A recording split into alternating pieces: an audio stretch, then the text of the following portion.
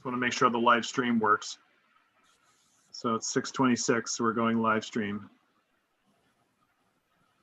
How's my resolution? Much better than mine. Okay, because I have a cable that I can attach to my modem, but I don't have it on right now because No, you're fine. if it's there, I keep forgetting it and trip over it. Yep. All right, I'm going to start the webinar. That will start letting people in as attendees. Okay. There were over 300 people that were signed up for this, Wow. Holy mackerel. although it is not atypical for more people to sign up than actually attend. Yeah, that's usually the case. Yeah. A lot of people who didn't sign up may attend, so. Well, can they get in? They have to register to get in. Oh, okay. That's our firewall defense against Zoom bombing as best we can, knock on wood. All It was right. a major phenomenon for a while. I don't know if it still is. We got Zoom bombed at, I think it was YEL. Why would someone do that? The same reason that people write graffiti, I think. Yeah, that's right.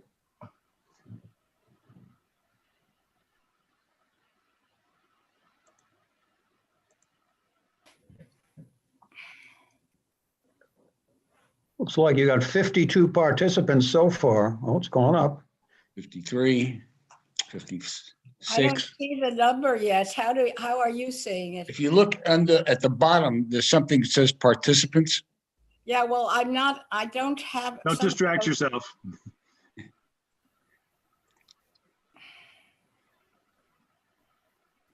Ethel, we now have 7,420 participants. Oh, good. What? Now you're talking. Nice to hear that. I see the list. Yeah. They're you can all do that. community board members. No, there's a lot of good folks from the neighborhood too. And remember that we're live streaming and we are, hey, Peter, and we are recording. Oh, wait a minute, we're not recording. Why aren't we recording? Do you have to press the record button? I thought that came with the template, but apparently it didn't. But, I don't know. Yeah. but now we are. Now we are. Thank God. So we're all set. Okay. Yeah, and All right, it I'm says recording live on YouTube at the top of my screen. Correct. That's the live stream. So if we got above 500 participants, the rest of the community would not be left out in the cold. They would be able to watch on our YouTube screen. I'm now having trouble. I see only you and I don't know what happened here.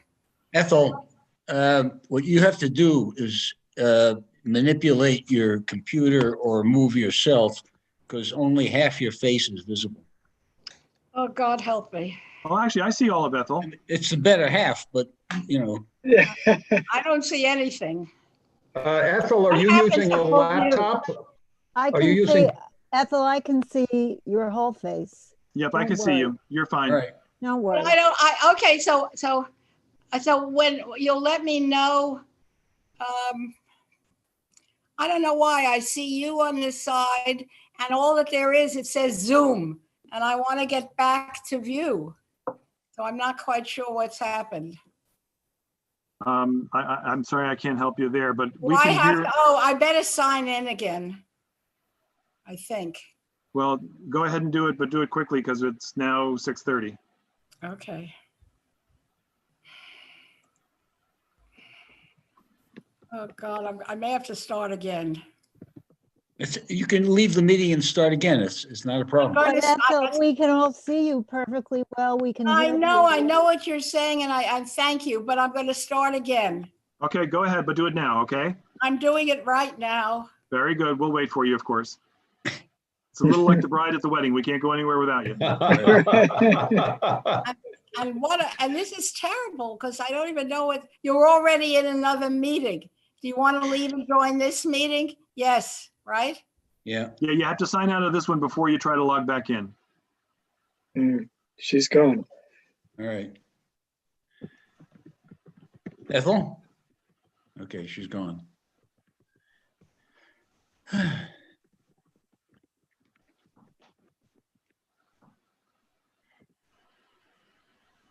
Nice to see everybody. Okay. All right, let's see. We have 106 participants. Oh, my heavens. No. I want to wait one more minute and then we'll get started. Very good. While we're waiting, I'm just going to mention to folks that we are live streaming this on our YouTube channel, and I will put in the chat the name of our YouTube channel, which is Manhattan spelled out, CB, and the number 7 spelled out. So Manhattan CB, the word 7, and it will be saved for future viewing if anybody cares to do that. And with that, I will put it into chat and leave it to Richard to start the meeting when he thinks we're ready.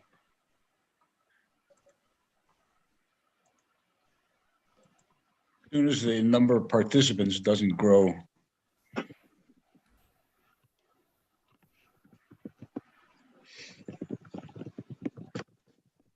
All right, well, I think we'll start, and hopefully by the time Ethel talks, there'll be more participants. Right now, we have 121. Heavens, that's more than enough, but I welcome all. Just welcome to everybody. Good evening. My name is Richard Ash. I'm the chair of the Land Use Committee of Community Board 7. Community Board 7 is proud to be co-sponsoring this talk by Ethel Sheffer on the development of Riverside South and Riverside Center. Our co-sponsors this evening are the Bloomingdale Neighborhood History Group and everyone's favorite borough president, the Honorable Gail. We are grateful to Gail and to the Bloomingdale Group for helping us make this event possible. And I would like to introduce Gilbert Tauber, who will say a few words on behalf of Bloomingdale. Gil? Hi. Well, my name is Gil Tauber, and I'm a member of the Bloomingdale Neighborhood History Group. We're a local historical organization devoted to the history of Manhattan's Upper West Side. We do research, we collect source material, and we present public programs such as this one. You can find out more about us on our website.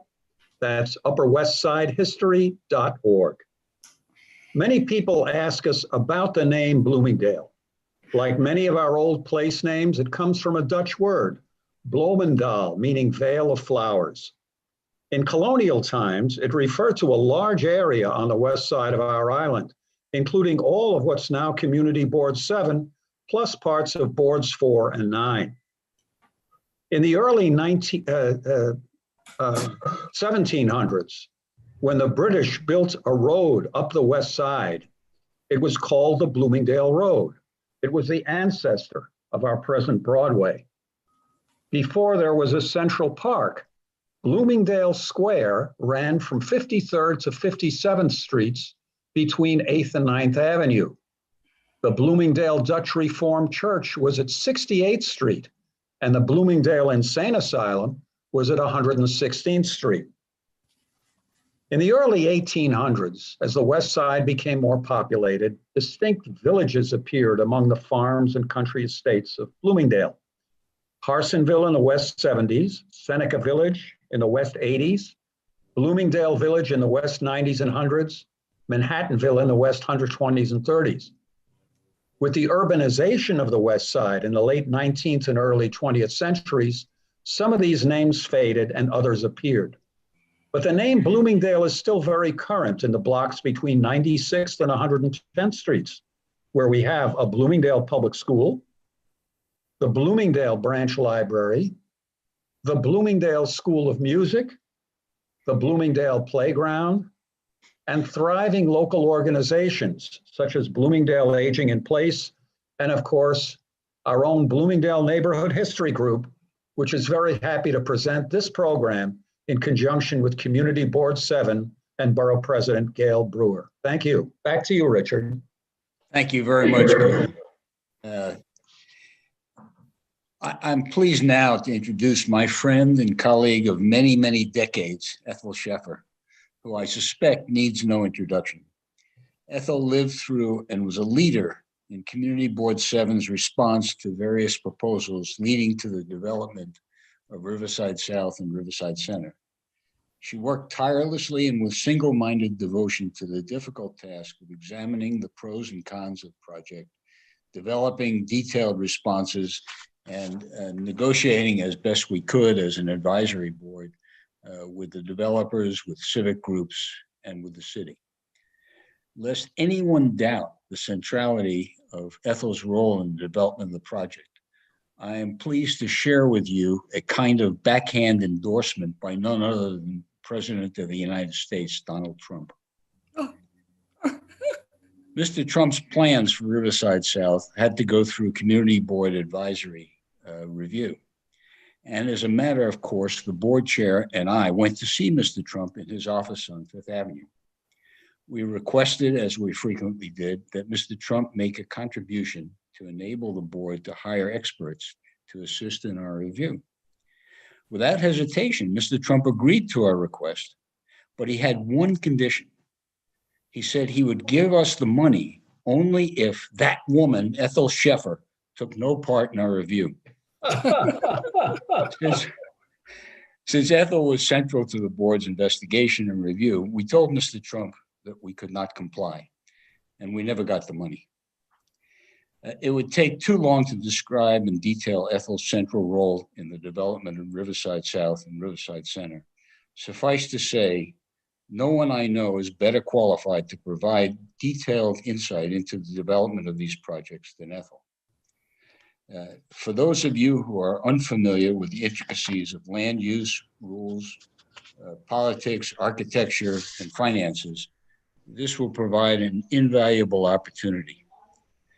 At the conclusion of Ethel's talk, we hope to have Gail Brewer say a few words. And following that, we will open the floor for questions and discussion. Ethel, the floor is yours. Well, thank you very much. I am overwhelmed by that. I just will tell you all that that anecdote that Richard just recounted, he told me in 2016. In all the years, I had never heard that anecdote. And after Trump became president, Richard told me that that's what had occurred. I will say to you that after he mentioned it to me, though it was hard for me to believe, I inwardly wore it like a badge of honor that he really did not want me back because he knew too much already. So, okay. And also, I just want to thank Richard because we know each other a long time, and Richard had a great deal to do with all of these negotiations and discussions. So with that, the way I'm going to do this, you know, I said 40 years. It's almost, I think, more than that. I'm going to track it a little bit more, just with a little bit of history in honor of the fact that the urban history, the neighborhood history group is with us. And Mark is helping in terms of moving the slides. So we can begin, Mark. Okay. Yeah, Ethel, I'm just going to make one quick announcement. Sure. Folks, while we're going to share our screen so that you can see the slide presentation. While we do that, we will not be able to see the chat or the Q&A. So I would ask you please to hold any comments between now and then until, as Richard said, we finish the presentation, because we won't be able to see them anyway. So without any further ado, I'm going to pull up the presentation. And Ethel, I think you are set to go. Right. Okay. So here is clearly the cover slide, and I was fortunate. I chose these two photos. On the left is the former rail yards, but it's a terrific photo also because we can see Lincoln Towers, so important in our neighborhood. But so there it is, and there are many photos of the yards, but I thought that this was something that should go on the cover. And of course, this extraordinary photo of the borough and the completed, at least, Riverside South. Next, please. Mark. Okay. So I just want to tell you just a moment. I'll try to keep to this, but What I'm going to try to do, it's a lot to do, is just, I'm going to give an overview and in some cases more details with a special emphasis on the role of the community and the community board.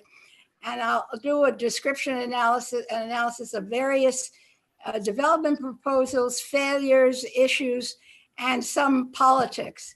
And then as I track some of that over the years, and it includes Lincoln West, which I will spend more time on because that was very important as the first proposal that went through ULURP, but then spend more time on the Riverside South development, the process, the approvals, and the details of the completed project. Along the way, I will try to emphasize some of the community concerns and of the community around on the Upper West Side, and often opposition. I probably won't do it justice, but I'm prepared, that you will have questions, and the negotiations, the approvals, and a little bit maybe beginning to think about planning, and then get to the last segment of Riverside South and Riverside Center.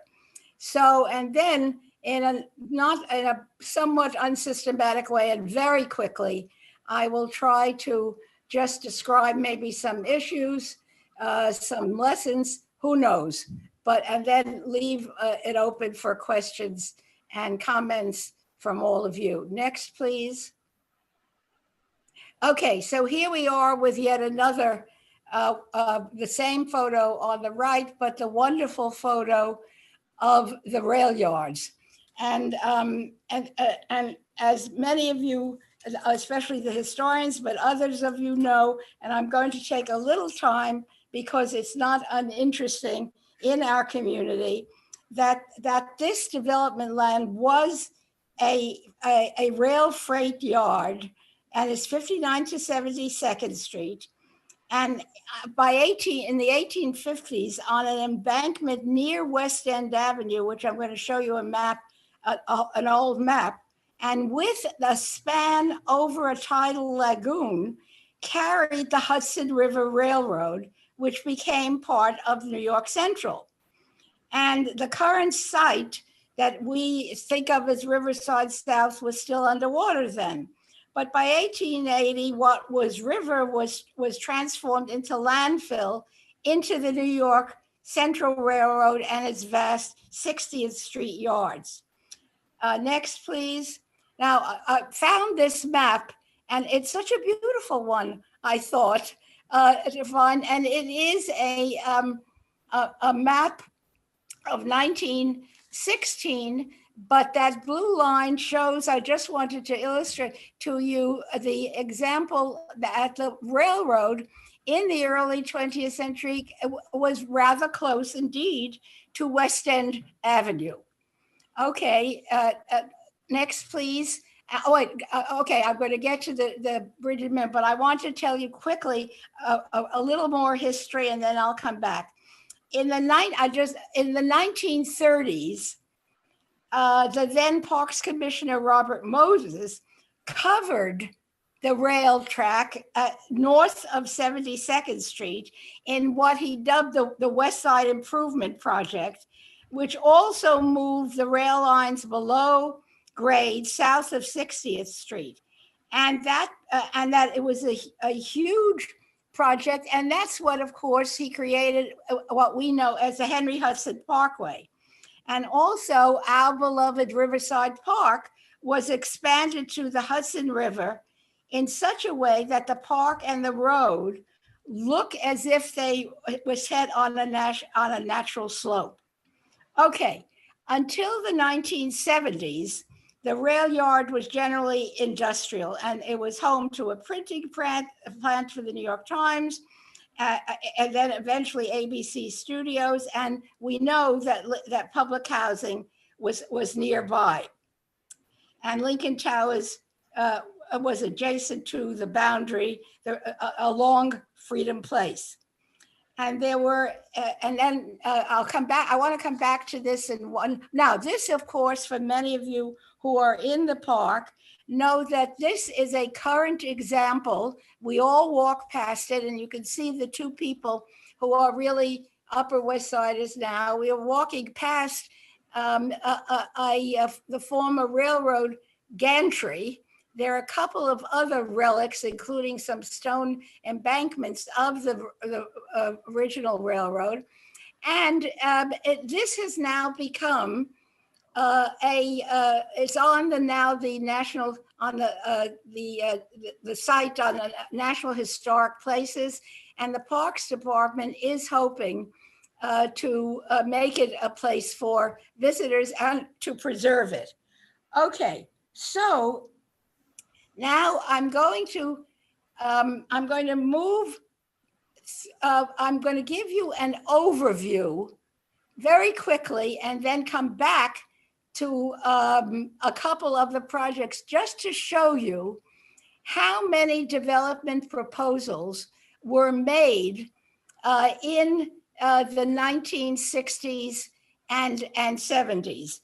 Until the 1970s, as I said, the rail yard was generally industrial. But as time went on, the railroad began to be in financial trouble.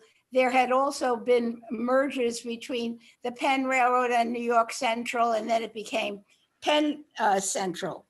Okay, so now so that merger occurred after financial difficulties, and that it all finally contributed the financial problems to the demise of both rail yards.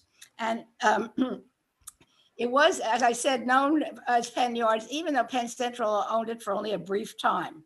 And then they all went back, it all went bankrupt in 1971, and the rail yards were abandoned. And the railroad was looking for developments.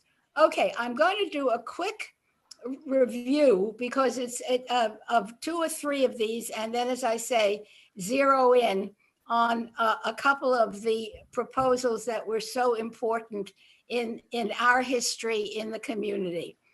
I want to tell you first that, and Peter Sampton called me many times to make sure that I did not neglect this first proposal designed by that partnership and of Litho City, a proposal by the International Lithographers Union. And it was a plan for 15,000 residents, but it also was a remarkable master plan for the West Side, including a pier, a heliport, a dock, and a 21-acre park over the rail yards, which were still in use. Then a little bit later, and I have to move this a little bit, let's see, Mark, if you can just move the slide, get my slide over. So wait a minute, I'm going to go back. Just go back to the okay, good, thanks. Okay, and then later on, there was, again, our friend, not for many, but he did accomplish a great deal.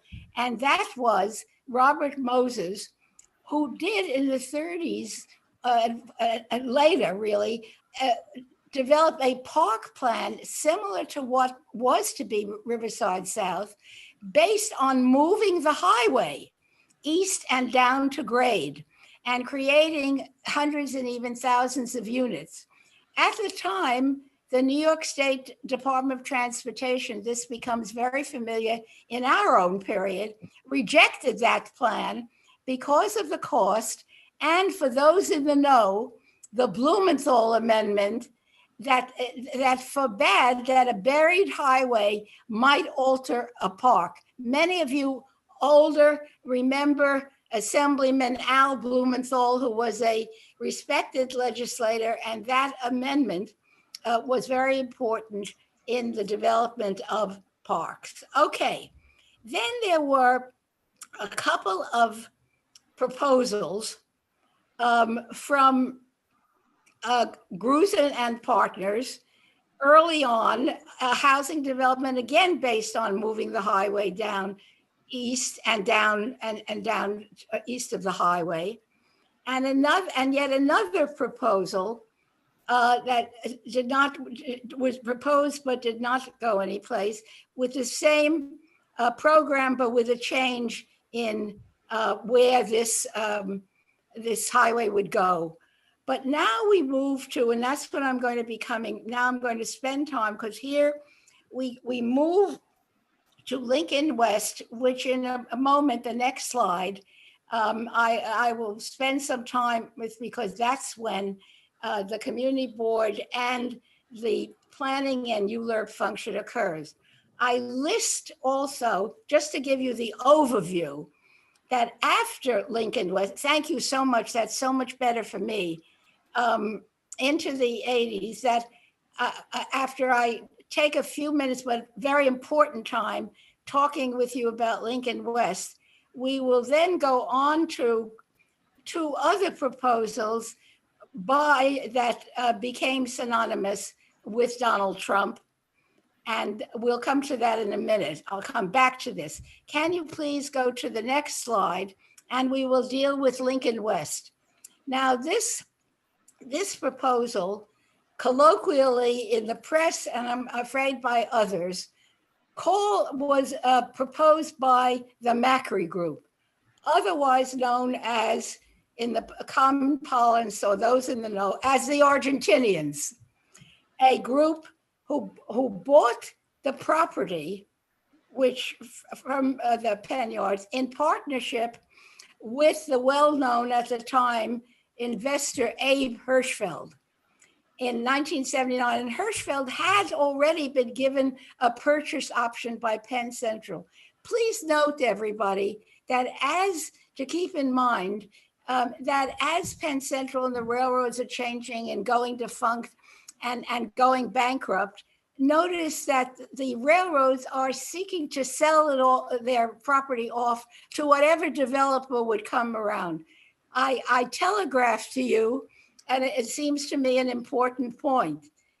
The city, the government, was not seeking to purchase that huge tract of land. Instead, everybody was looking for private development. Lincoln West was new, of course, to New York, did hire an Argentinian who has since become considered one of the most renowned architects in the country and in New York, namely Raphael Vignoli. And I met him, and so did some of us, when he was rather young, from Argentina, and was trying to learn how to deal with this strange political process in New York City. So the first the Lincoln West people put forward a proposal, of which you see a model on the right, of about a little less than 5,000 units, spread across 8 towers and then a number of other smaller buildings. You can see that in the model. It included a 500-room hotel and 1 million square feet of commercial and office space. I'm getting to the next couple of points here, and then in the next slide, yes, just go to this one, please, and then come back to the other. Let's first let's go to the overview. Go back, please, Mark. Thank you, and then we'll get to this. Okay, and so Lincoln West went through what not the kind of ULURP after the charter change in 1989, but a public review. And of course, it's very important politically. Guess what was the entity for the final approval? And that was what? The Board of Estimate. And for those in the know, if I could ask anybody, and you could shout, but I can tell you certainly, the Board of Estimate, which was much later declared unconstitutional, was composed of the mayor, the president of the city council, the controller, and the 5 borough presidents. Not a big entity, but with enormous power. Believe it or not, and I mean, for those in the know, but I don't always say this, somehow or other, I'd been on the community board only 2 or 3 years, and somehow I became chair of the community board during this Lincoln West. I was not particularly well-versed in land use. In fact, just on a personal note, I'd been doing other things. I was teaching political science at Barnard and at Brooklyn College. And I think I was involved with all sorts of SRO matters and community matters, but not necessarily land use. But okay, I became chair and learned a great deal about land use. So the community board's job was to weigh in on this proposal, which essentially was, and this is the key thing, to finally change the zoning on this site from industrial rail uses to the more profitable and more likely to gain success, namely residential. And so there we were, and it was an exception. It was a complex process in which the Argentinians, though very genial, very careful, but indeed rather stunned by the fact that they were going through this process.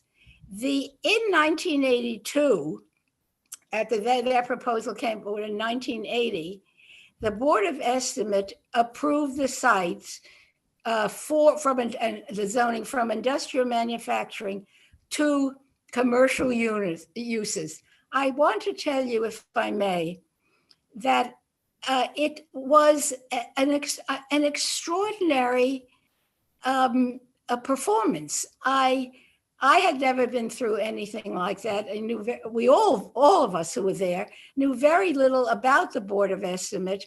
We only knew about the power, but also the approval occurred at 2 a.m. And we were in City Hall at 2 a.m., though the Board of Estimate had clearly indicated that it was going to pass this project. The only dissenter was the borough president, who was then Andrew Stein. The final approval then was for a little over 7 million square feet. They got rid of the hotel and reduced the number of towers. Okay, now I'm going to mention this because this wonderful New York Times article comes again by David Dunlop, who probably has almost the 40-year history as one of the great journalists on the New York Times. But the Board of Estimate did pass the proposal as modified.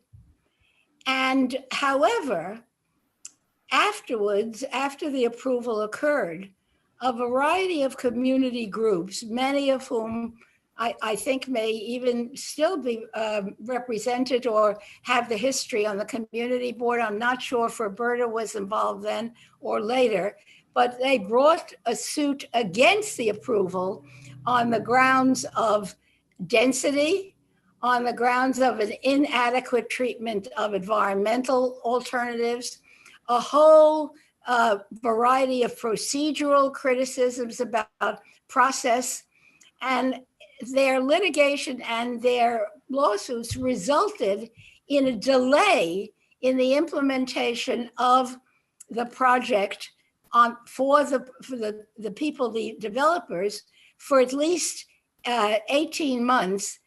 And all that time, they began to be in financial trouble because of the delays.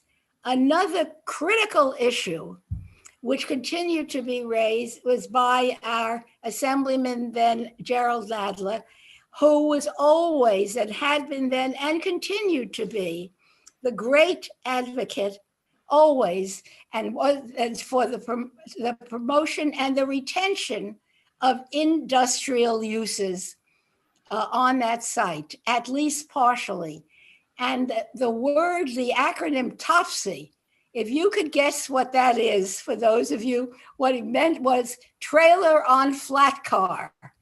And that was literally the transfer points between trucks and trailers and railroad cars. And then those trucks would go on the highway to deliver the goods.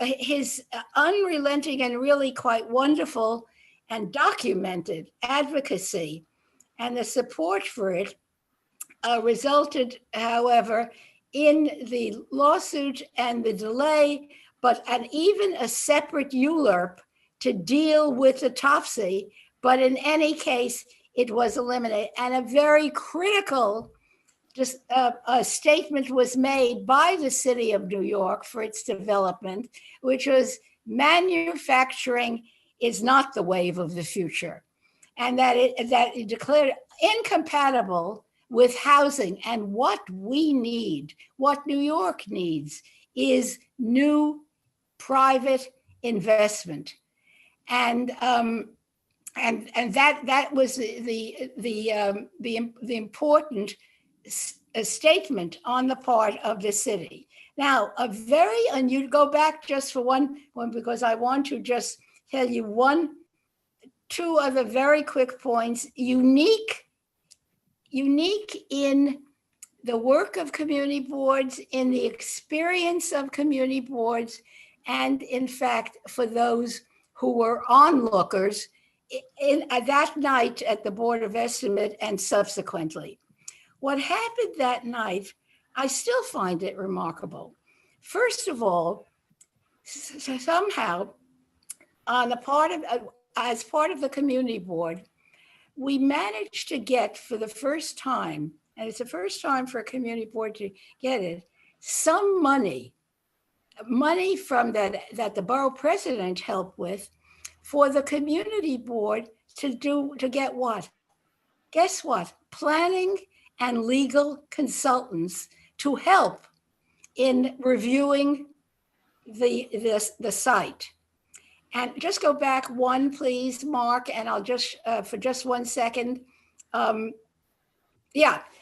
at the last bullet was that both at 2 a.m. that night and subsequently, Community Board 7 had engaged, through the help of public money, had engaged legal and technical consultants, and they were then a name whom I think many of you are very familiar with, because he went on and is very well known as a design planner, namely Michael Kortler, and then Bob Davis, Robert Davis, who had been counsel to the Department of City Planning and became a partner at the revered and so wonderful, extraordinary law firm which did public interest work, Burley Cass and Case. Remarkably, that night, even though the approval was going to occur, we on the community board that night wrote a memorandum of understanding. It had no legal standing, but we wrote it, and city planning looked at it, and the developers were amazed that they were going to have to somehow deal with this. City planning disliked most of the planning guidelines that Michael Kortler encouraged us to engage in. And we did have then that memorandum of understanding. Okay, Community Board 7, however, disapproved the original proposal.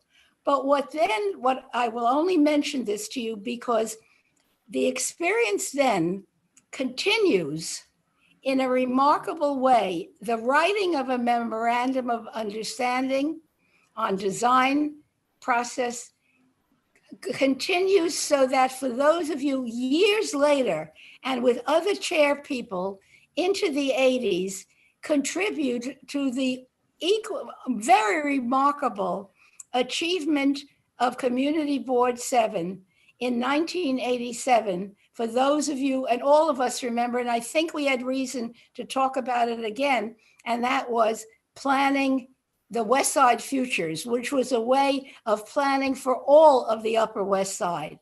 Okay, but guess what? The Lincoln West people go bankrupt and the whole thing falls away, and they sadly perhaps leave, although Raphael Vignoli continues. So then we go to,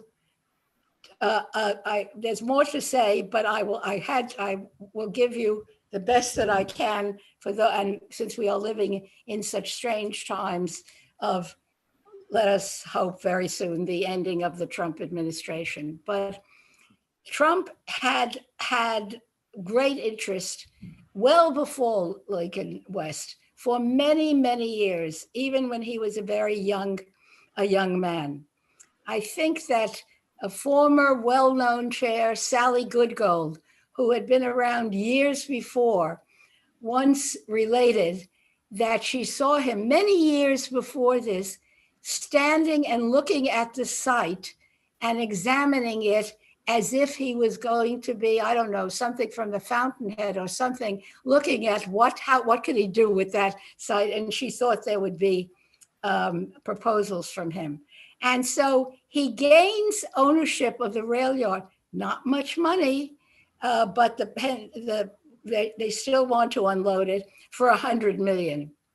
And then two proposals, which I will go over quickly because it's worth just taking the few minutes in order to set the stage for then the Riverside South that we will spend time on. As you will see, Trump develops proposals for television city, and it involved, the intention here was to develop new headquarters for NBC and new television studios. They would move from Rockefeller Center.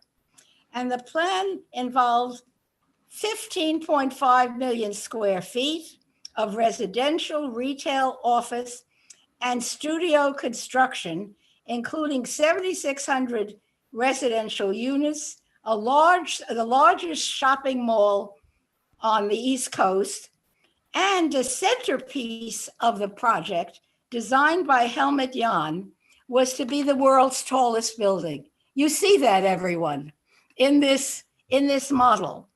And it was to be 150 stories in the middle of the complex. And he called it the world's tallest building. And other towers would be 76 stories high, built north and south and so on. And he wanted to develop it immediately and break ground. The architecture critics like Paul Goldberger and others said, this was woefully inadequate. Just go back to that for one more, and then we'll get to, was woefully inadequate to put these towers in open space with no connection to the streets, to the community, to smaller spaces.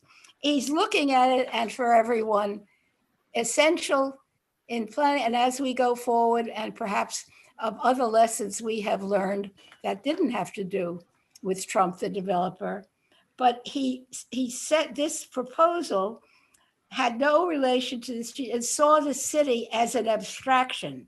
And as Goldberger said, a game board on which you move buildings at will. And so other architects agreed about these isolated towers, and planners said, this is something really nasty to live with. Okay, so since this plan was more than twice the size of Lincoln West, there was fierce opposition from within the community and fierce opposition growing from a variety of community groups. Among them, one group formed itself and called itself West Pride. And that West Pride then joined with some other civic groups to, and here we see the beginning, as when Trump City and TV City were stopped by opponents from the community. Also, Mayor Koch said publicly he and Trump detested each other. And Koch actually worked to oppose the Trump proposals. And furthermore, he refused public funding and tax abatements for Trump and for Television City, and instead gave the tax abatements to NBC to stay in Rockefeller Center. Okay, but here is an example of photos of the beginnings of the civic groups, which I will detail on in the next slide, but I simply want to show you, let me just take the photos for a moment. A variety of groups came together, 6 groups, and many celebrities. And among them you see here, Betty Friedan, Christopher Reeve. We also, of course, see Robert Caro, the great biographer of Moses, David Halberstam, and of course, there was David Dinkins and Ruth Messenger. And there we see Koch with Trump, much as they disliked each other. But however, if we could just move this slightly to the right, just the community opposition and the 6 groups, here we are, formed what they called the Riverside South Planning Corporation to develop criteria for the site. And a most remarkable political phenomenon occurred. These groups were composed of very respected organizations, civic organizations who had vehemently opposed the previous proposals of Donald Trump. You see the list here. And they did everything possible to oppose Trump. And finally, Trump, recognizing that he wasn't going to get the very big projects, that the opposition was too great, in effect, transformed the opponents into allies. And what occurred was an acceptance of a new plan, this plan that you see below, prepared by Dan Gutman, an environmental planner, and a wonderful architect, Paul Willard, who continued to do extraordinary work and is still here to do what? And here is the sketch. And that's what it was to begin with. And the sketch, do you see this clearly here? Literally a sketch, but what it was, the great innovation and the great public good that was developed in this scheme was to extend Riverside Park, remove the West Side Highway, relocating it east to grade and burying it. And this civic alternative was one that actually evoked great support actually within the city as well. Journalists, others looked at it, and it seemed to be something that was civilized, was possible, related to the Upper West Side. And so remarkably, this new collaboration occurred. Next, please. Okay. The proposal receives great support and begins to go through the public approval process. In fact, as I will show you on the next at the conclusion, that in fact, city planning supports it and it is already in ULURP. However, and just take a look at this photo, please, and then we'll look at the next one. As ULURP is going forward and the proposal is going to be approved, there continue to be many within the community, the Coalition for a Livable West Side. Others are still against it. They are concerned that this proposal, which we were told was going to be 7 or 8 million square feet, at least by Trump, that it was still bigger than Lincoln West, and it was not necessarily approved by some, but on the other hand, it was supported by so many. I will tell you quickly that as it moved through ULURP, and never to be forgotten, if I may tell this one anecdote, and the great move of Ruth Messenger and others, who I can remember the phone call from Ruth Messenger's director of land use, namely Marla Simpson. We were all going through ULURP, and she said the following to me. I couldn't even, I thought I was hearing things. And she said, Ethel, the borough president has $25,000 before the end of the budget year, and it has to be spent. Come up with an idea. That seemed hard to believe. I called Lance J. Brown, who taught at City College and was an excellent planner and architect. I had no idea what he was saying, and he said, you'll do an architectural charrette. I didn't know what that was, but Lance took over. The borough president gave the board through, and then it was funneled through a nonprofit, $25,000 to organize the following. And here's on the left is the cover of this incredibly wonderful, extraordinary report.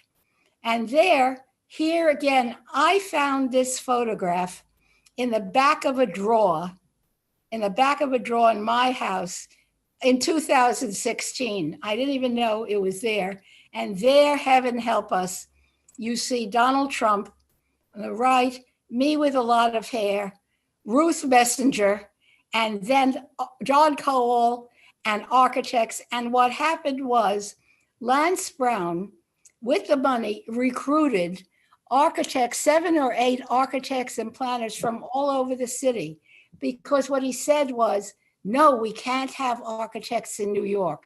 They'll all be politically connected.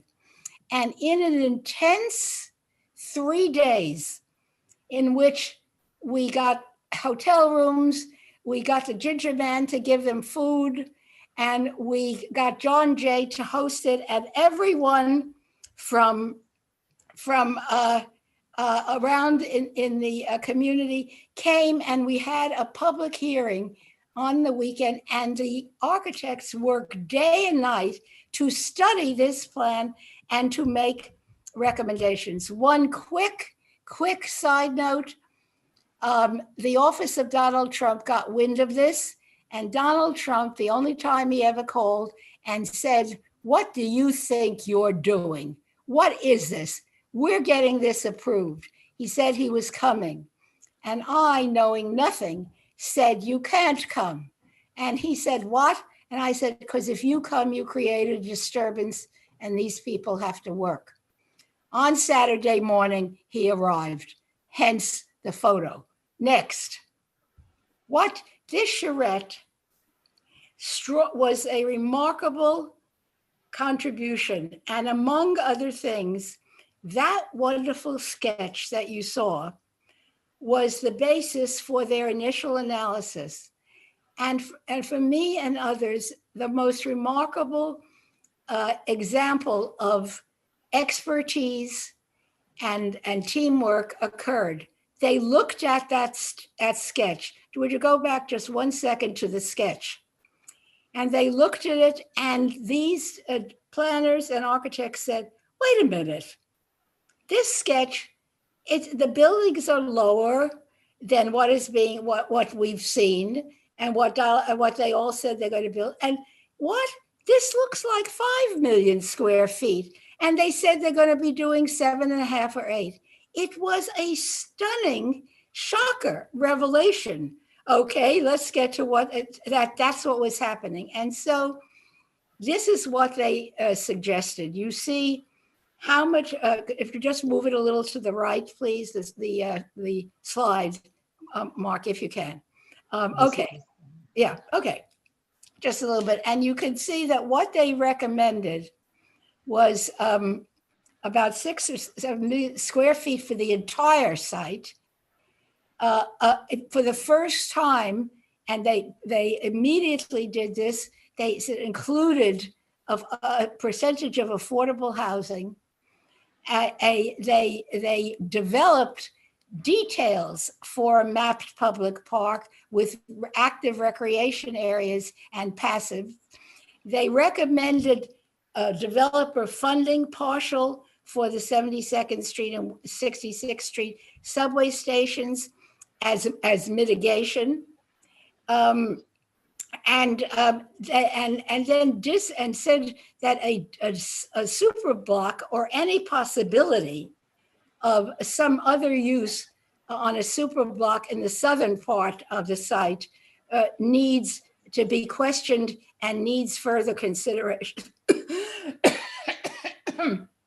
Sorry. They also disapproved of a proposed TV studio and any large-scale retail mall. They recommended reducing parking spaces, and they, for the first time too, as a community board and the whole community began to see this is planning for a new city, but not only private development, but essential services. And they said, this is going to need a public school and a variety of other concerns about infrastructure and impacts. And they did recommend support for the relocation, but only if the funding can occur. Next. The city council ultimately approves Riverside South and included, changed the zoning to an approximate 10, but the major point was that a general large-scale district was included with approximately 15 development parcels. And what that meant, with a maximum of a little less than 8 million, and that was more than CB7 wanted, and a mixture of residential and community facilities, and left everyone, which we all lived to fight another day in 2010, the last sites of LM&N, which were going to be television studios, and said, no, that's going to need a new ULURP. Okay, but here's another important point, which I'll get back on affordable housing. What was approved in this for the first time, and in the restrictive declaration, memorialized in it, a minimum of 12% of the number of housing units to be affordable, and the maximum 20%, preferably 20, as it turned out, of course, the developers over time did only 12%.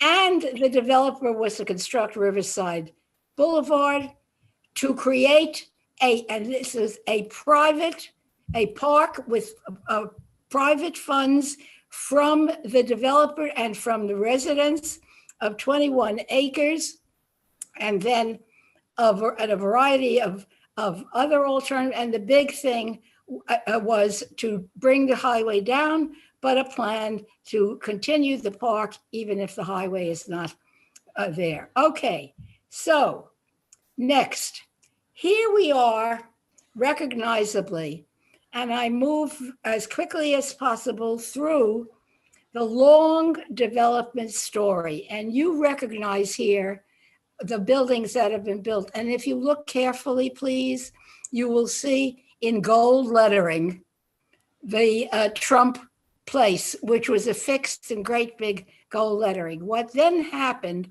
after this great approval of Riverside South in the early 90s, and more litigation. There was more litigation, which based on community opposition and a depressed New York State real estate market that went on for years, delayed the start of construction. In the meantime, however, Trump, initially unknown to us, and then it becomes plain, Trump sold, he was bankrupt, and sold the controlling interest of the project to a consortium of Hong Kong investors called Waterfront Associates. And this joint venture finally put in motion what was the largest private development project in New York City history at that point. In the succeeding months, Trump was the public face, but he was not in control. He places and insists that Trump Place be put on the buildings and named that. We are very aware that the residents of those buildings took the names off in 2016. Then in the next years later, Chase Bank then sells its own interest. I'm giving you the big overview in the next 10 years.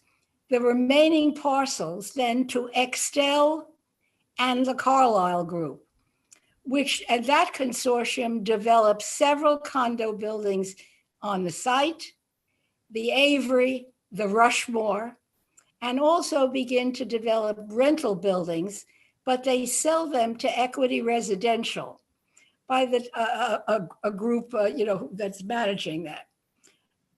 During this period of time, I'll get in a moment to the difficulty with affordable housing. Most of the buildings that were built housed beginning to be higher end apartments and higher end residents.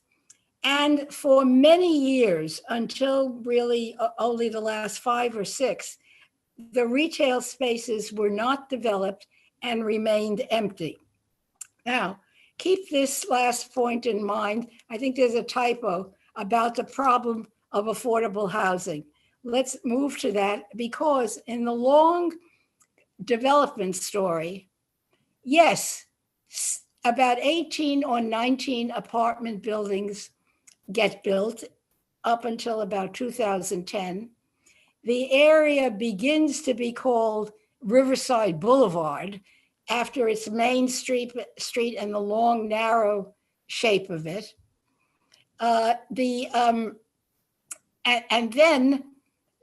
And I'm going to go to the next, please, to the map. No, after that, the map, please. Just want to skip it. We'll come back. Yes, okay. This map is a site plan of all of the sites and what was built on it as of 2008. It may be hard to see, but it is also a plan of how much affordable housing was built. You see at the bottom that LM and N are reserved because they come to a nuclear. K becomes later purchased by Collegiate School, and no housing is built there, and instead the school is there, and then there is a question of, well, what's the requirement? How do you get 55 units of affordable housing that was supposed to be there?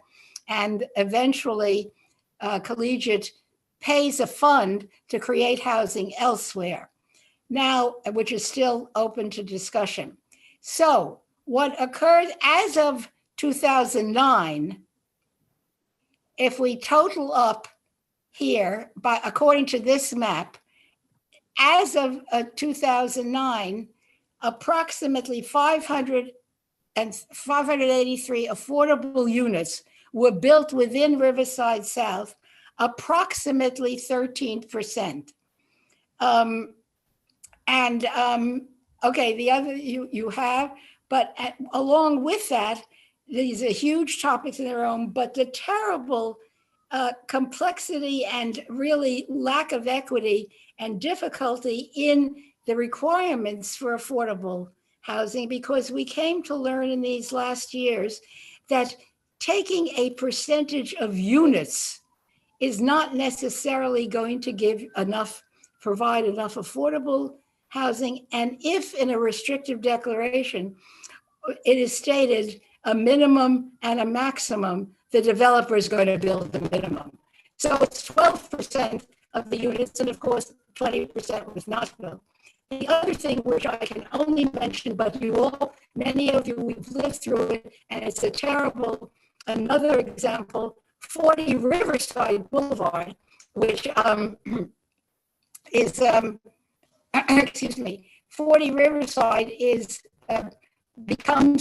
builds two entrances, separate entrances for low income, and hence the so-called poor door controversy occurs. Okay, go back one and then we will go on. I want to make this point essentially to everyone. There were design guidelines that were formulated when Riverside South was approved. Skidmore, Owings, Merrill developed them. The goal was, as you can see on the left as a rendering, was that Riverside South should look as much as possible like the Upper West Side, that it would evoke Central Park West. You see the variety of housing. That was never realized. And in fact, we all were there, and I can remember Marilyn Jordan Taylor, the great master architect of SOM, took one look at what was being built, and indiscreetly, she said, "It's terrible. I never want to see this. This is not what we planned." On the right, you see a model from Costas Kondylis, who became the master architect for the completed buildings, and that's more of what it looks like. Okay, onward. Okay, I just want to now, during these many years, the great, wonderful addition was, of course, the building of Riverside South Park. And this occurs, okay, somebody tells me that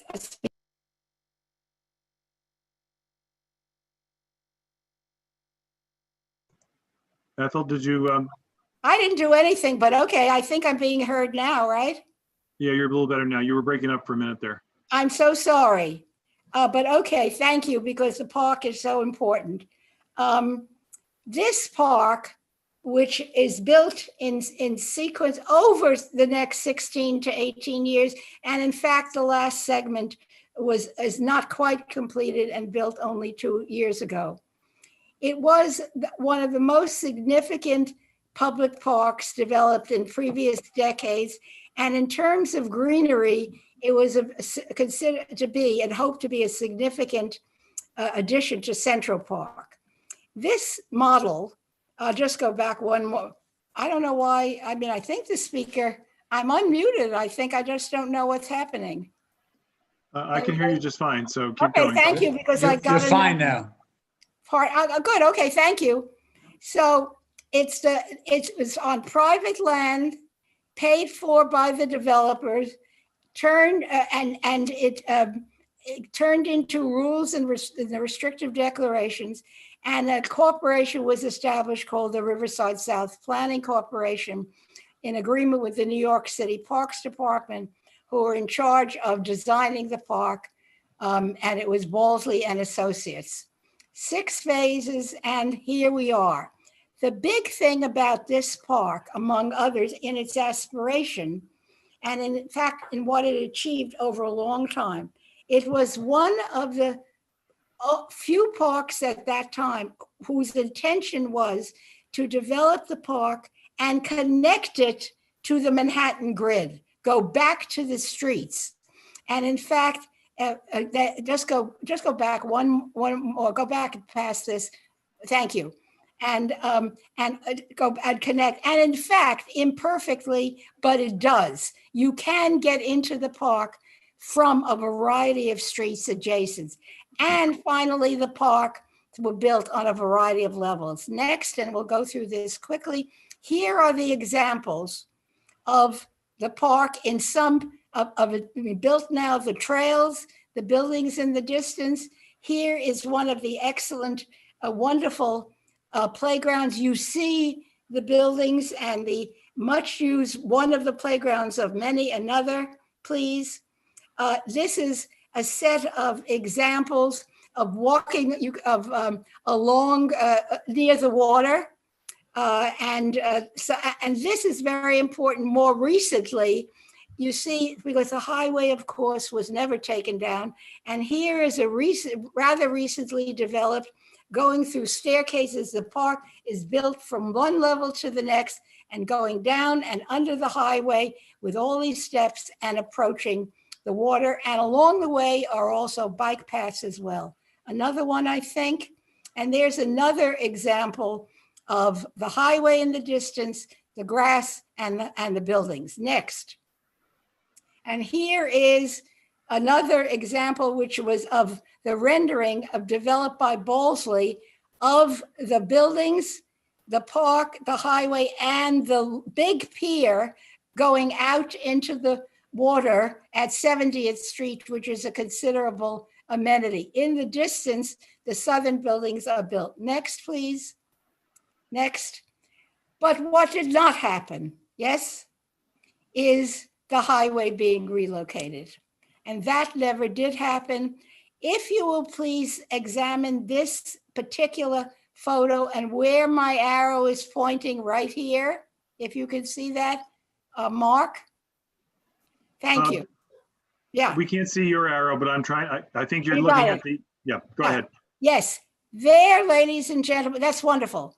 Right there, it's a great photo. There is the entrance to the partially buried highway that Extel built, but the highway has never been completed. That is a tunnel underneath. Now, if you don't mind, can you just get, I think there's just a little bit of bullets before. Okay, here's an example of from the highway. You see the pier out there underneath. It's dark under the highway, but many levels, the highway is still in place. And I think there's one more to show with the highway. Yes, I think there's one more.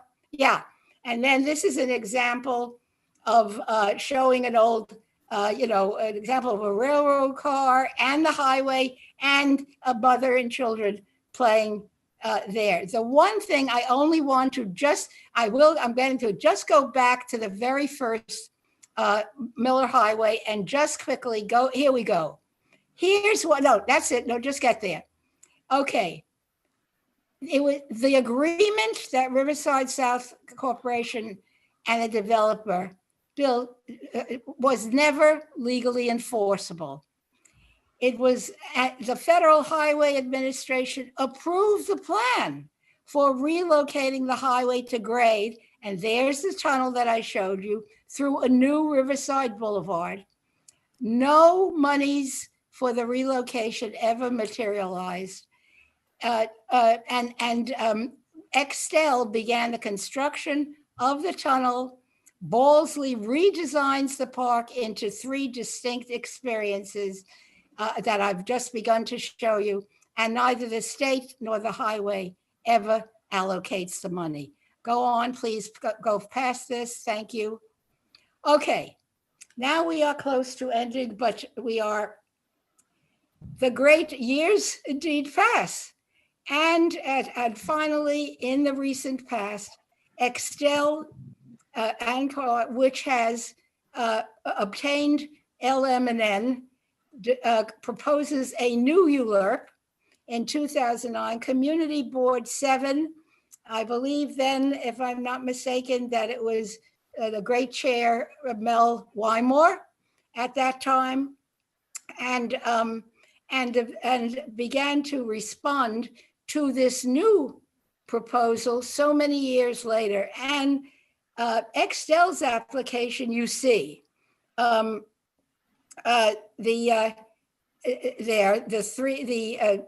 could read that, how many, the parking spaces. And here I only want to highlight for you lesson learned imperfectly, and that is the 20% affordable housing.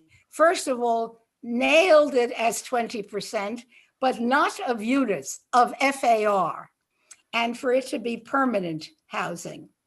And then also the community board, and then actually the ULURP and the proposal included, finally, after 20 years, the building of an elementary school and no television studio. Next. Okay.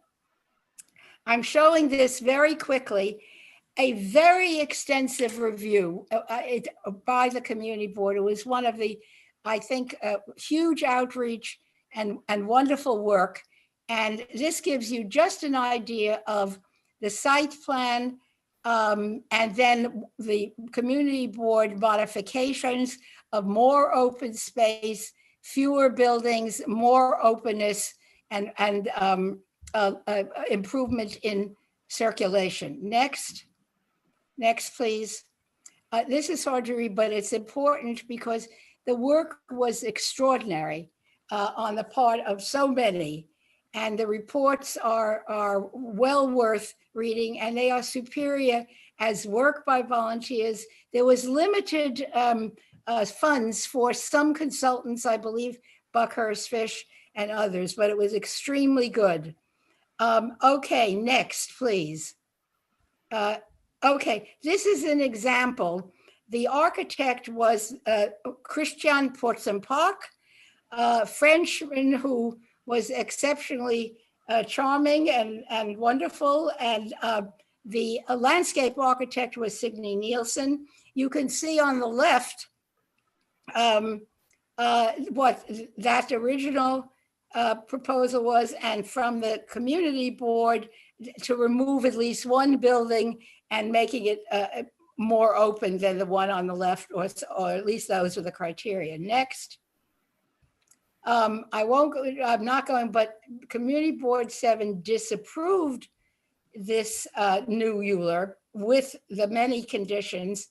The Manhattan Borough President also disapproved with conditions.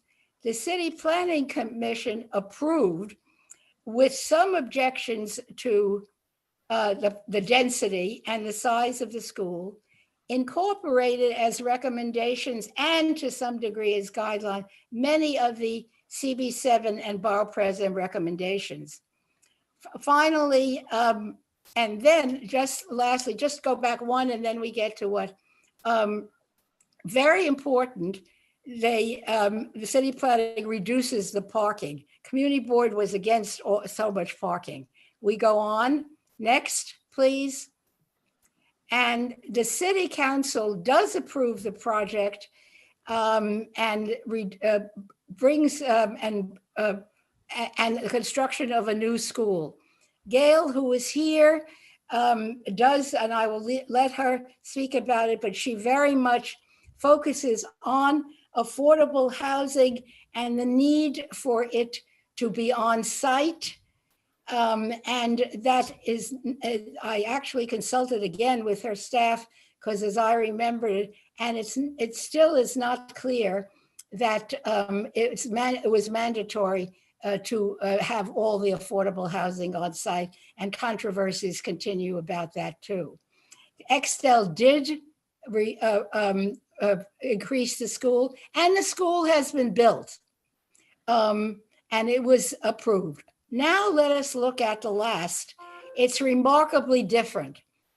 Extel and Carlisle sells the parcels to GID Development Group.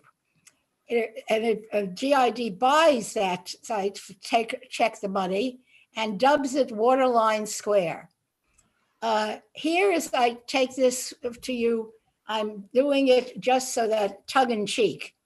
And I took this quote simply from James Lindsley, the president of GID, who I think may live in Waterline Square, and who says there, at last, the new Far West Side neighborhood will now be cohesive and it now has come to fruition. And he happened to have started his career working at Trump Place, and he thinks it's wonderful. Not everybody may feel that way, This is the difference. Waterline Square in architecture is completely different. I am combining here renderings of the buildings and some of the actual buildings. Waterline Square is almost completely built. Go to the next, please. And what we have here, and some of these are actual photos there. Well, the buildings are very different, and each building of 3 very big ones, each one is built by star architects. Richard Meyer, Raphael Vignoli now, and Cohn Pedersen Fox. Here are examples. Continue, please. Here, those are back. That's a real photo. The one, just go back one.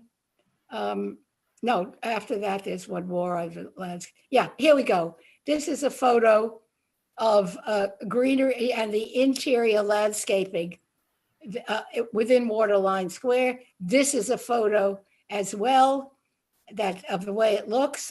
Continue on. And here, quite wonderfully, is a photo of, in fact, the school, the wonderful school that was, in fact, built and is there. Next.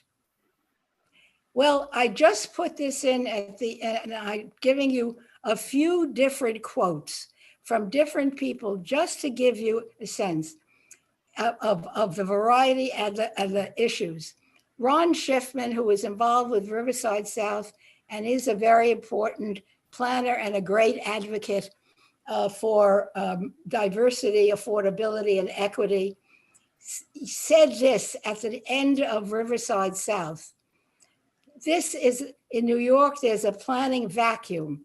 The civic organizations had accomplished what the city should have done years ago, plan in the public interest.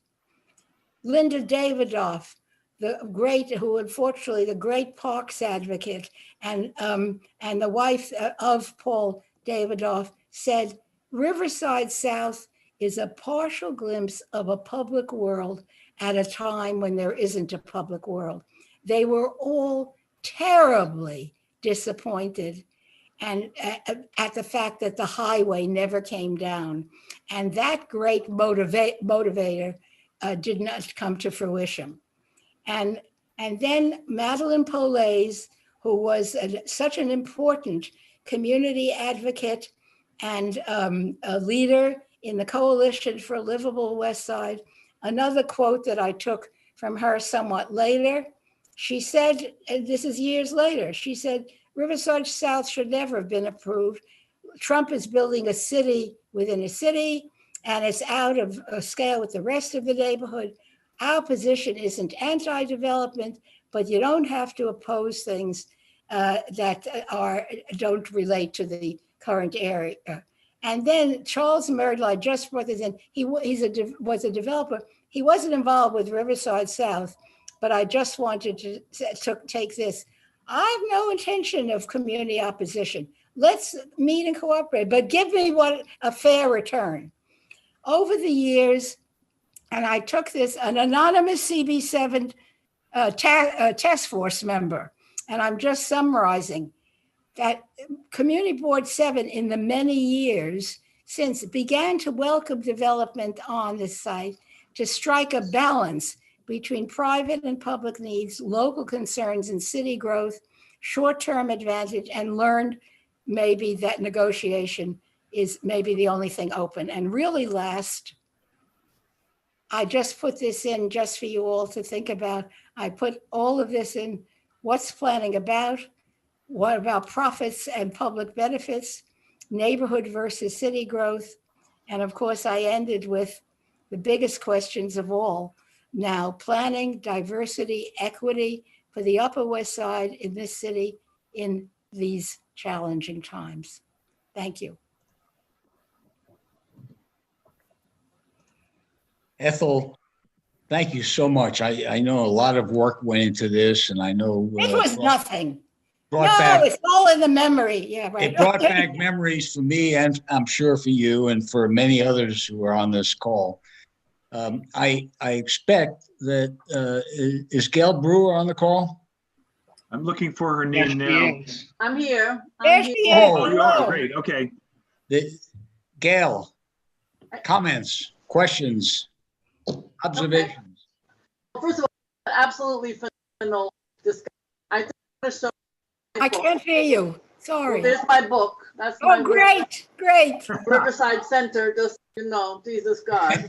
That's another thing for the files. I don't want to even look at it. Anyway, I want to say thank you. It's an amazing presentation that should go down into the archives, and I hope it will be archived. Congratulations, a lot of hard work.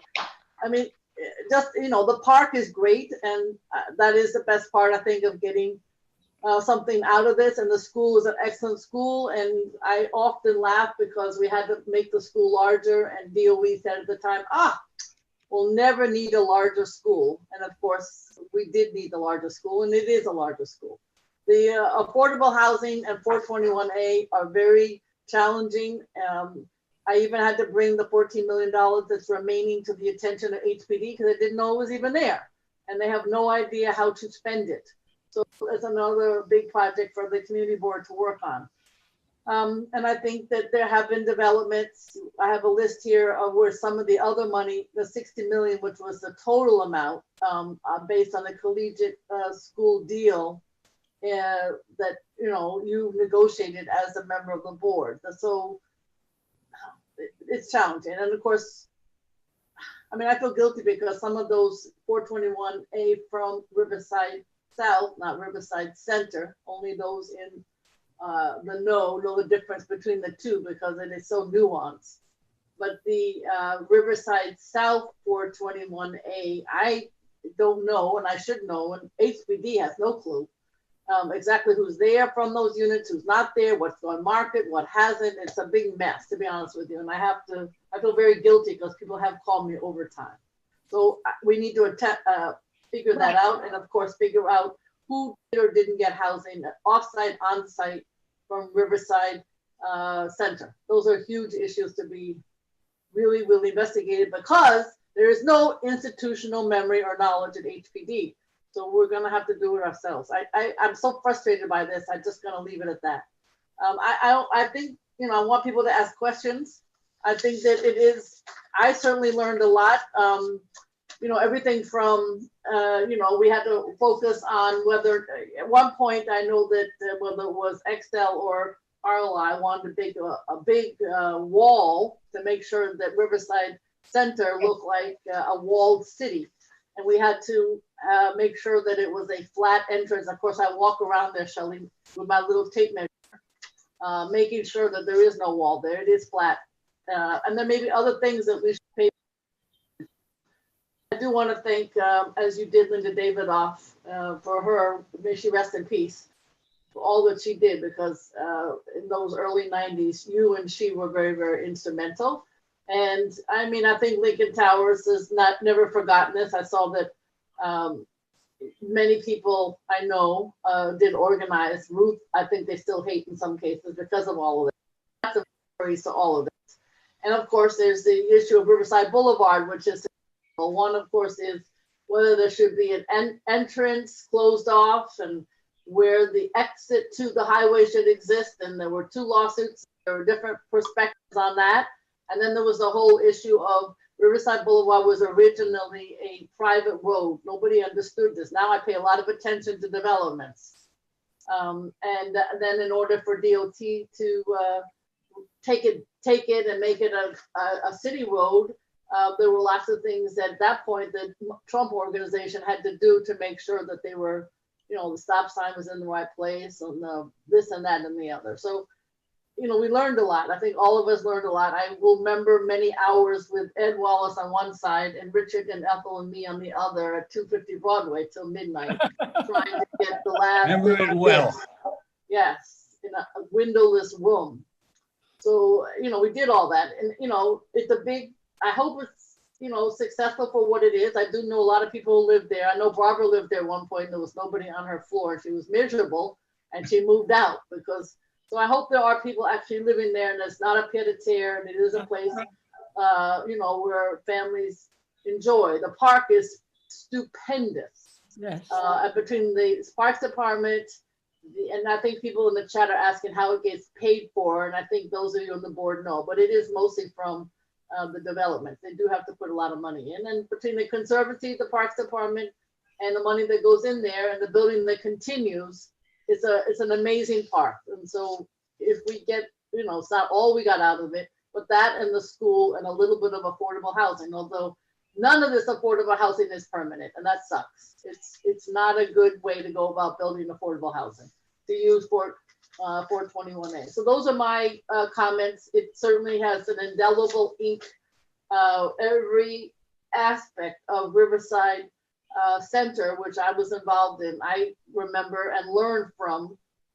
Probably made some mistakes along the way because we were not exactly sure this large project, but you already had Riverside South that you had learned from, and so we did the best we could.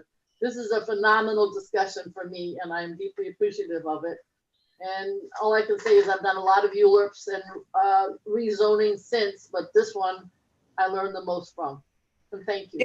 Gail, before you were involved with Riverside Center, I was very involved in Riverside South, and I organized all of Lincoln Towers and 20 other buildings in the area about Riverside South. And we were the opposition, and we fought for everything. And we were very disappointed, of course, when we didn't get everything. And Ruth Messenger appointed me to the borough, to the community board in, I think, 1992 or 1993. Yep, lots of lessons and Yep. stories that, are part of this history. Thank you. Gail, if you need some help, manpower, or anything else to track down where that extra $14 million is going, Right. and also Right. whether there's been compliance on the existing buildings, let's get together and I would very much like to do that. I think we have some information more recent, I think. Well, I know what's going on is we God of Riverside could use it for a building, but they have no friggin' way, excuse my French, at HPD of releasing the money. They don't have a process. So that's what we need to work on. It's mind blowing. two comments before we open the floor for discussion. Number one, just an anecdote, the civic groups premised their agreement with Trump on the construction of Riverside South on the assumption that the highway would be moved. However, the week before the agreement was struck between the civic groups and Trump, the governor of New York allocated millions and millions of dollars, like $30 million, to repair the highway in its then current and now current location. So the highway was never going to be moved. Right. It was a non-starter. The second thing I want to just commend to everybody is that if you walk or drive or ride a bike up down Riverside Boulevard, from the Trump buildings to the Extel buildings to the current waterfront square, you'll notice remarkable changes in architecture brought about in part by development in construction material. And by the time Waterfront Square was built, we had learned that a project that doesn't have through access and inviting public spaces to get from West End Avenue to the park was a big mistake. And if you look at the plans for Waterfront Waterlot Square, yeah. Square, you'll see that they went to great lengths to create a public space that's inviting and that gets you from West End Avenue to the park. Yep. So, all right, now That we're was going to because start. of 57. We advocated for that, Richard. What? We have, Richard, we advocated for that. Yes, that was our. Helped them Yeah, tremendously. that was our contribution Exactly. as a board. Okay, Shelley Fine, I see you. Did you have a question? I can't hear you. You have to unmute. Yeah. Okay, first, I think we all ought to give a huge round of applause to Ethel for this It's okay. amazing presentation. That's okay. Okay, and having been on the board from way back when and seen all this go on at different times, the amount of work that was put in by volunteers going back to Riverside South, Trump, was just incredible. The idea that Charrette was probably the first time anyone had seen in New York had seen such a process. And then later on coming back to it with Riverside Center, we had learned a lot of lessons. And I think the biggest lesson was about affordable housing, that it wasn't units, it should be square feet. And I think we now have to, develop a process in which we can check on how everything got carried out. The school we can see. Where are the affordable units? Are they what they were supposed to be?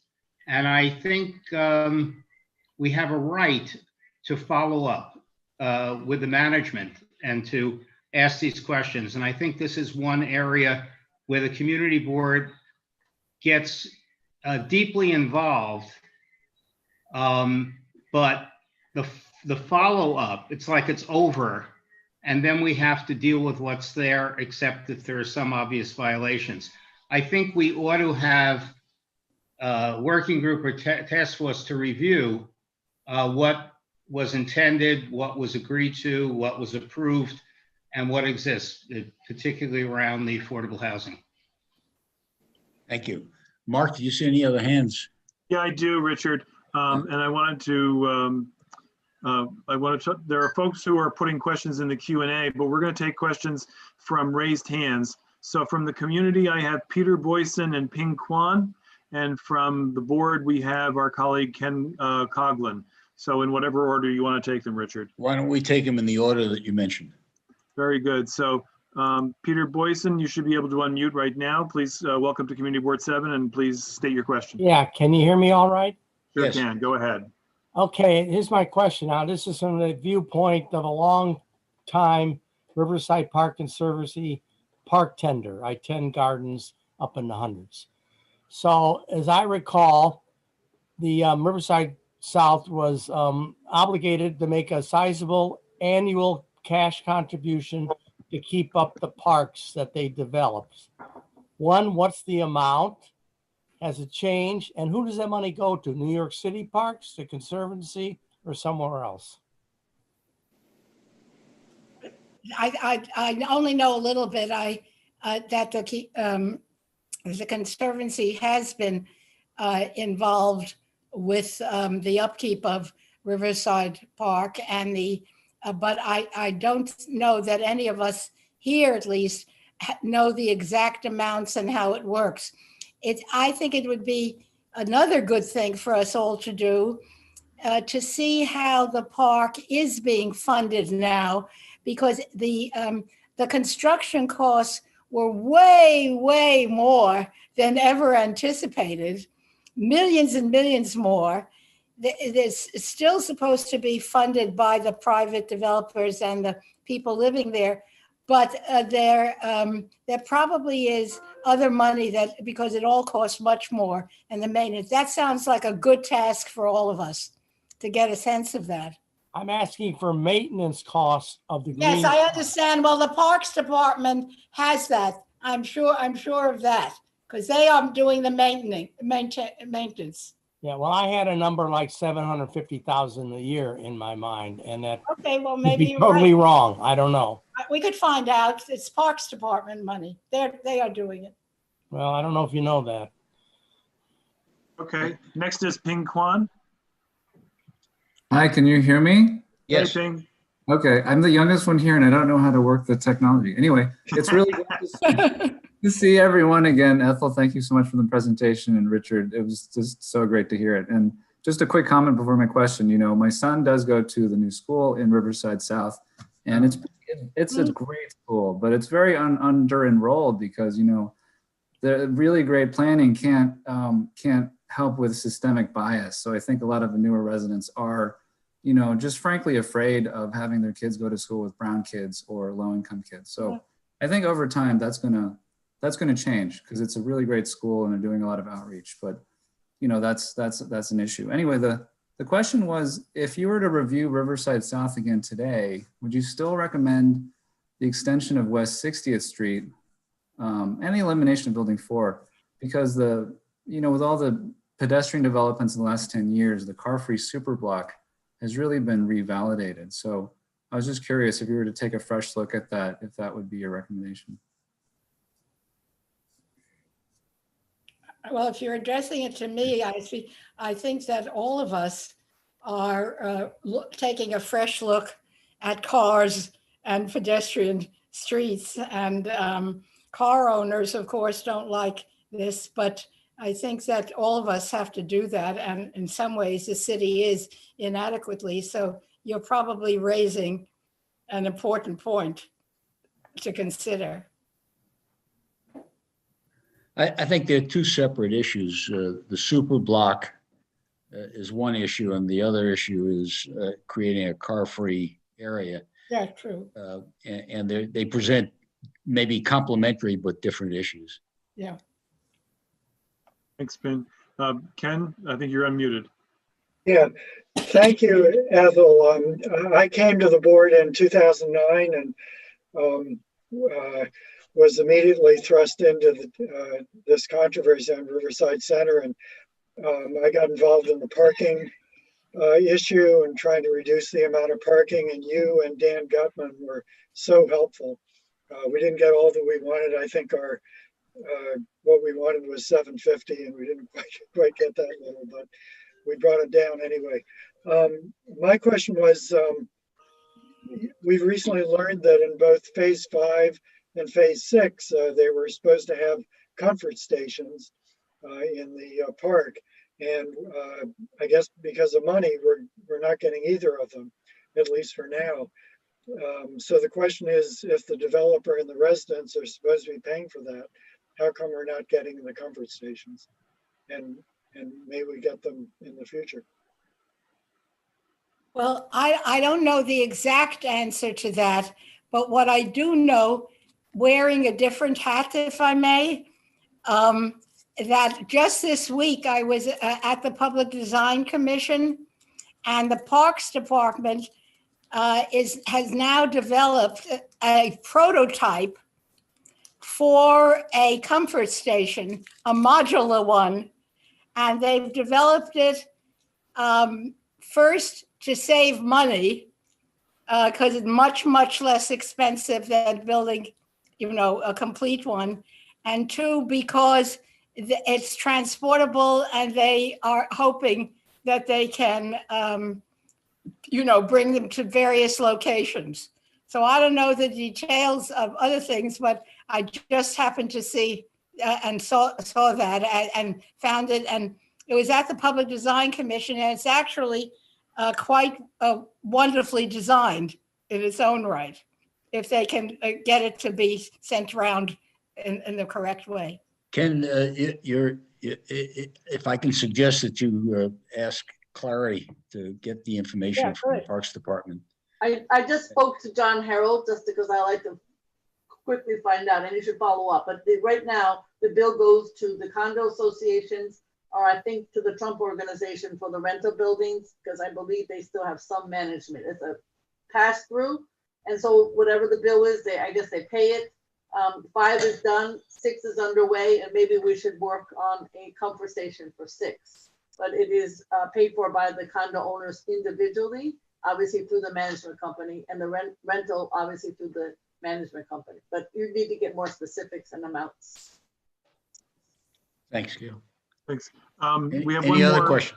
Yeah, we have one more hand from Thomas Caffrey from the community. Thomas?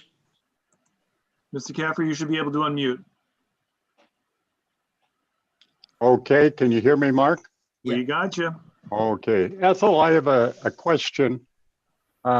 Between the attractive product in the charrette that you showed us, put together in those days by the architects, and what we finally got by way of architecture and size and bulk and so on, what happened? What I thought the deal was that everybody signed off on the charrette, basically.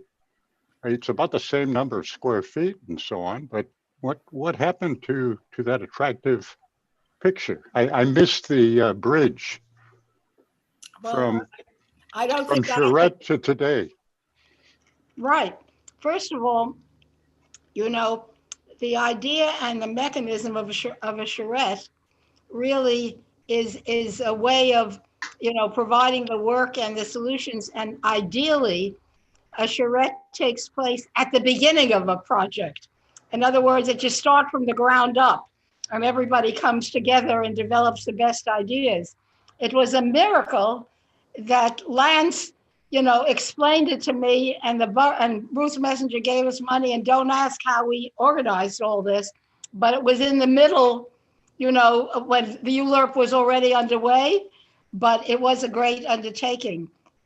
I don't know that I have the answer, but I will say to you, I repeat that she will deny it, no doubt, but I really did hear, and that Marilyn Taylor, the great architect who is, of course, still practicing, she actually said, and never, these buildings, this is not the way we wanted them to look. We didn't think so. And I just read a critic, an architect, who said at that time, this looks like a stage set. These aren't interesting buildings. Those are the first. So, but you see in Waterline Square, you see quite a diametric difference. Yeah, I think, you know, the charrette, which was a wonderful piece of work spearheaded by Ethel, did not have a great immediate effect. Right, right. But I think in the building of the subsequent buildings, KL, M, and N, yeah, the lessons that we got from the charrette, I think the developers also recognized, and you see, I think, a tremendous improvement not only in the architecture but in the use of the land. Yeah. So Richard, we have 3 more hands raised, and maybe we should call it a day after that. We have Deborah Brown, Olive Freud, and Joel Fram. So okay. Should we take it in that order? Yep. In that order. Deborah Brown, please go ahead. Hi, can you hear me okay? Sure can. Okay. Ethel, thank you for your lovely PowerPoint. I would love to get or know how to get a copy of this PowerPoint. So I'll jump in on that if I may. It's been submitted to the Department of Information Technology and Telecommunications, and sometime within our lifetime, it will be up on our website. Okay, wonderful. Actually, what I'd like to ask about is, I believe that this whole development is tied into the North River sewage plant. Is that correct? Yes, it is. There is no other sewage plant. And I know that, because I lived through this with the Coalition for a Livable West Side, that there was at one point 24 million gallons of raw sewage, which disappeared. And I know that there were lawsuits in federal court that were filed under the Clean Water Act. So this sewage plant has notoriously, I guess, had problems with it. What is going on now that all the buildings are built and thousands of new people are living there? Does anybody know? Oh, I actually don't. I remember from reading the environmental impact statement that there was a metric and that they met it. It was as close a razor thin margin as one could ask for, but they did meet it, and therefore it was permitted without any mitigation required. I think we all know that those metrics are subject of controversy, because if you get more than an inch of rain in the New York City combined sewer system, then the the sewage treatment plants have a nasty tendency to overflow. But whatever metric, the metrics that were used for that environmental impact statement were satisfied without mitigation. So that's the answer that would be forthcoming from that. Yeah, Mark is correct. I remember that. And I think also, I know all of this was a big concern of hers and Madeline, but I also think that we're constantly told whether it's right or wrong, I don't know, that the 135th Street plant is not at full capacity. So we were also stuck with that as a challenge. Thank you. Olive Freud. Olive Freud. Olive Freud, if anyone doesn't know, she is the conscience of the Upper West Side in terms of land use. Ethel, thank you. Can anybody hear me? Yep. Yeah, sure can. Okay, Ethel, again, thank you. There was a lot there. But you know, the project, it hasn't got anything to do with the rest of the West Side. It sticks out by itself and it's too big. And the park serves the people who live in those houses. The other thing that I wanted to bring, of course, I have my doubts about what's going on with the sewage plant. One thing I think that the community board could do is make sure that Riverside Boulevard is an operating street. It's supposed to be connected at 72nd Street and it's supposed to be connected at 59th Street. And it isn't, and there's no reason for that. It would take a lot of traffic off West End if we could get this as a functioning road parallel to West End Avenue.